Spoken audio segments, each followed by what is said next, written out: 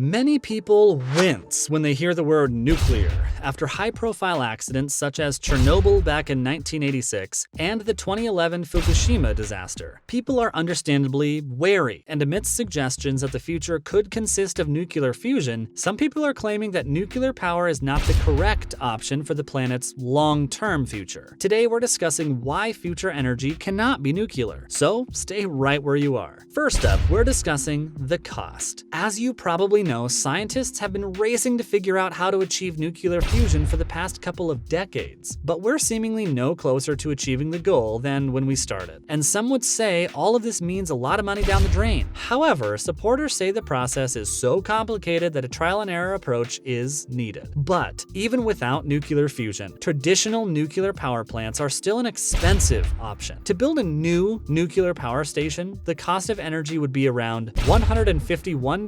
megawatts per hour. But when you compare this with onshore wind farms, for example, the cost comes down drastically to around $41 megawatts per hour. Add this to the cost of cleanup operations for natural or nuclear disasters, then nuclear power begins to look like an exceedingly expensive option. These costs need to be factored in the budgets as they are accidents, so there's no telling when they might occur. But it is estimated that the Fukushima disaster cost around $550 billion to clean up, so not factoring this in would be almost criminal. When we have to think about the cost of storing nuclear waste, which generally runs into the hundreds of millions, if we continue to build nuclear power plants, there will only be more waste and spiraling costs. What do you guys make of this? Next up, we're discussing the very real risk of meltdown. There is a very scary statistic out there which suggests that out of all the nuclear power plants ever built throughout history, 1.5% of them have suffered some sort of meltdown, which is quite incredible. Of course, there are the aforementioned Chernobyl and Fukushima global events, but there were also incidents at 3 Mile Island in the United States and at Saint Laurent in France. And of course, these are not the only ones. To date, there have been 28 nuclear accidents around the world, which suggests they're not as safe as they're made out to be. And of course, newer designs mean a bigger emphasis on safety, but even the older ones were built with safety in mind, so we can never actually rule out a major unexpected disaster, such as terrorism or serious malfunction. We're discussing those emissions next. Stay with us. You will hear the term zero emission whenever you hear somebody trying to sell nuclear as a viable option going forward, and whilst they are better options than simply burning coal for power, there is no such thing as absolute zero emissions. Refining uranium is a tricky task, and of course, there are some emissions, and some reports have even suggested that some new nuclear plants emit between 78 and 178 grams of carbon dioxide equivalent per kilowatt hour of electricity generated, which is quite a way off of zero. Nuclear power plants have given off around 4.4 grams of carbon dioxide equivalent, which again is not zero. China's investment in nuclear even resulted in their emission outputs growing between 2016 and 17, with some sources in the biggest country in Asia suggesting that this growth alone was responsible to 70,000 more air pollution-related deaths, which is pretty crazy. What do you guys know about China's air pollution problems?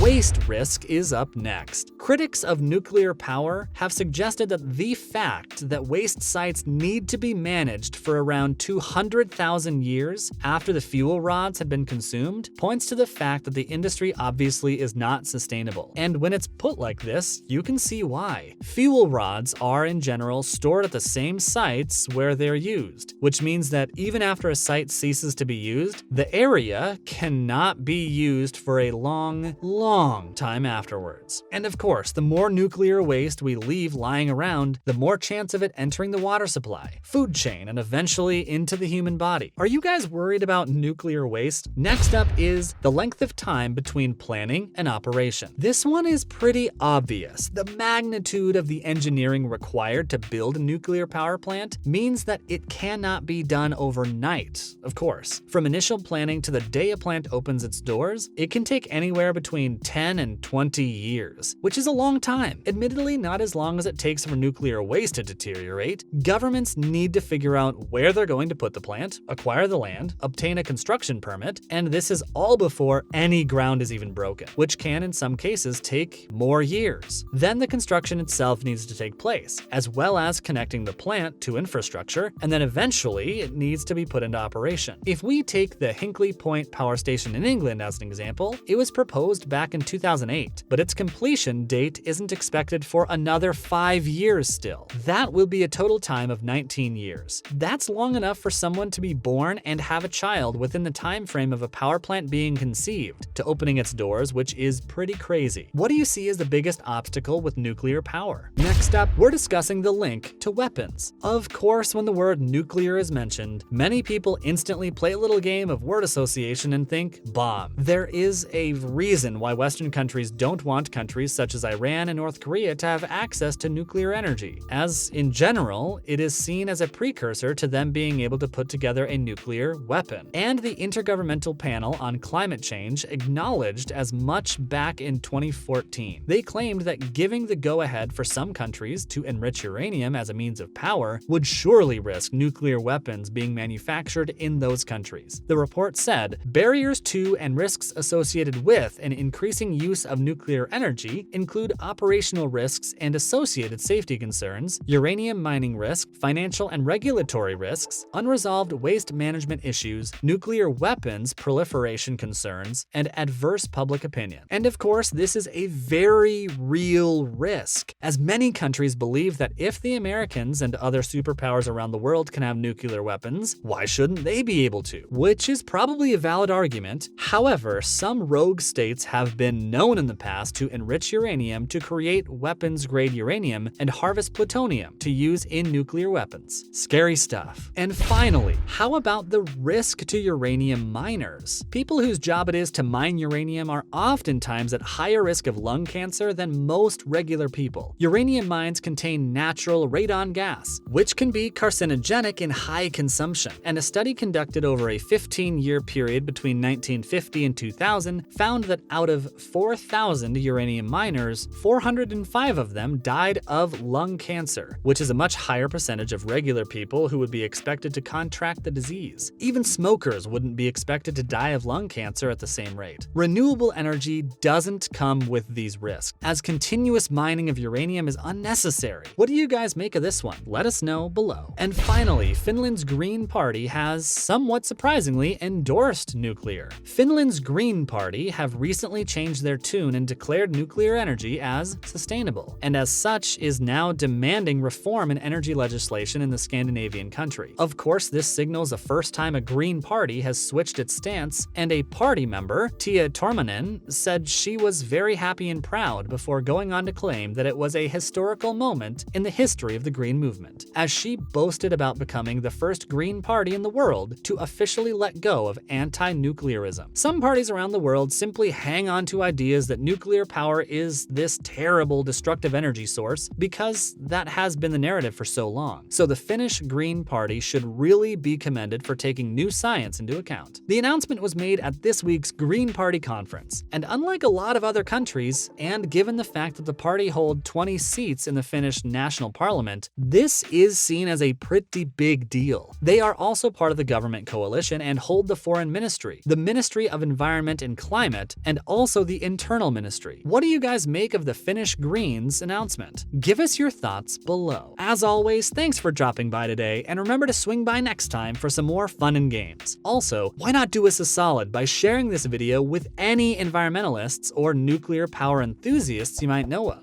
And don't forget to subscribe to our channel so you don't miss more great content in the future. Bye, guys.